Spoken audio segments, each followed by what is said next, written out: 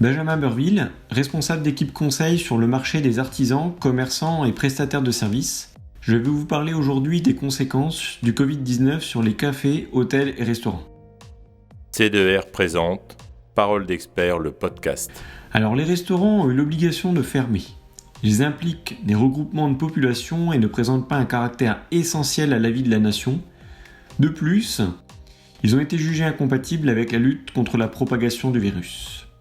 Il faut savoir que ces restaurants ont quand même la possibilité de faire de la livraison et de la vente à emporter. En ce qui concerne les cafés, eux, ils peuvent continuer à recevoir du public seulement sous certaines conditions. Nous notons que ces commerces se sont adaptés avec un fléchage au sol pour le sens de la circulation, des distances de sécurité, des panneaux de plexiglas sur le comptoir, des masques et des produits de désinfection. Les hôtels ont vu leur nuitée annulée par les clients et les plateformes de réservation. On estime environ 10% des hôtels ouverts en France, soit à peu près 2000.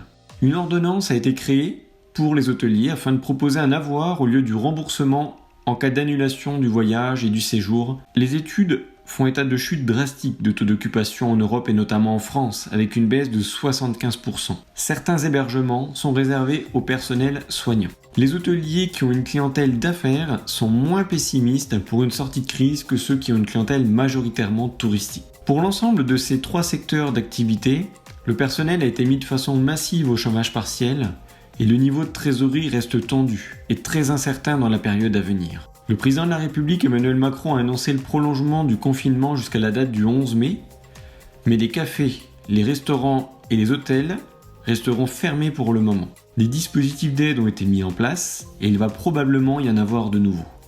C2R est à vos côtés pour estimer vos besoins de trésorerie et vous conseiller sur les dispositifs à mettre en place. Selon une étude récente, plus des 3/4 des dirigeants jugent les mesures gouvernementales insuffisantes pour passer le cap de la crise, dans le milieu des cafés, hôtels et restaurants. Dans les annonces du gouvernement, un plan spécifique pour les secteurs du tourisme, de l'hôtellerie, de la restauration, de la culture et de l'événementiel sera mis en œuvre. Le report de charges pourra se transformer en annulation si ces secteurs ne retrouvent pas rapidement de chiffre d'affaires. Quant à la reprise, ce sont les décisions politiques de déconfinement, la confiance des consommateurs, le pouvoir d'achat disponible et bien entendu la dynamique des opérateurs qui la conditionneront. Rejoignez-nous sur les réseaux sociaux.